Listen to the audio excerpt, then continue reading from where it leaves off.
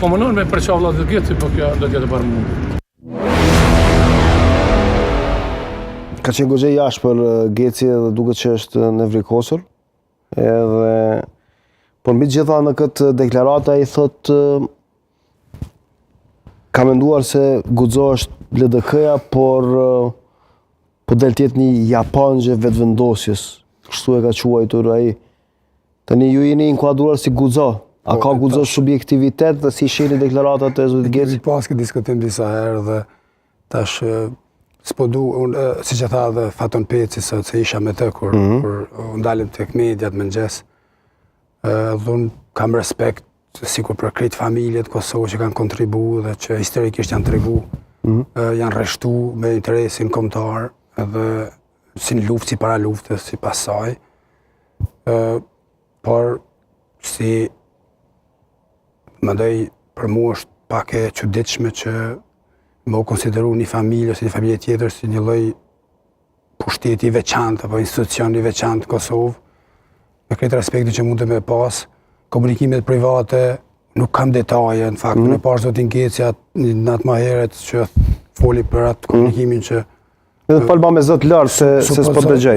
Ose na jep atje pak. Po. Supozoj që kishte pas me zotin Konjufca, nuk si të marra kështu komplet bashk, nuk i konsideroj shumë të rëndësishme në këto vaki. Nuk i konsideron shumë të rëndësishme? Jo. Atë pse është tentuar të merret vota e zonës Marikona Geci? Shikoni, vota nuk e di a është tentuar të merret vota e saj. Një komunikim e ka konfirmuar zoti Kërçeli, nëse nuk ka bëj. Geci është deputete vet, ajo ka marrë votat normalisht. Është pak e çuditshme që dikush tjetër të flet.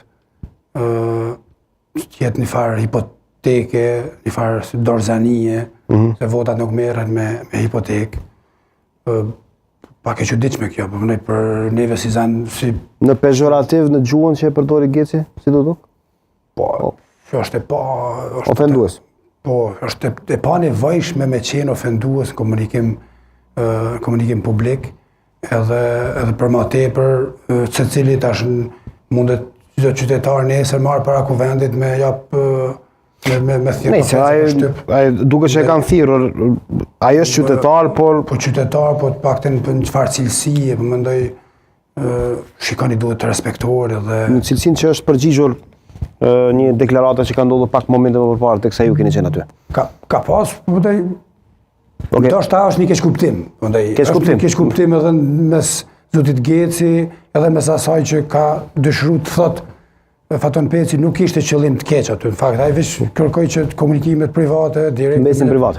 Mos me u përdor, se s'ka pas as arsye të nxjerrën publikisht. Një pyetje për zotin Gruda është deklarata e një nga zyrtarët më me peshë në Partinë Demokratike të Kosovës, zoti Samil Ushtaku, i cili ditën kur u paralajmërua takimi doli dhe tha kur një koalicion me lëvizjen vetëvendosje doli në ditë tillë, deklarata e tillë u interpretua në forma të ndryshme, ne ta ndjekim këtë moment për ta patur përgjigjen e zotit Gruda.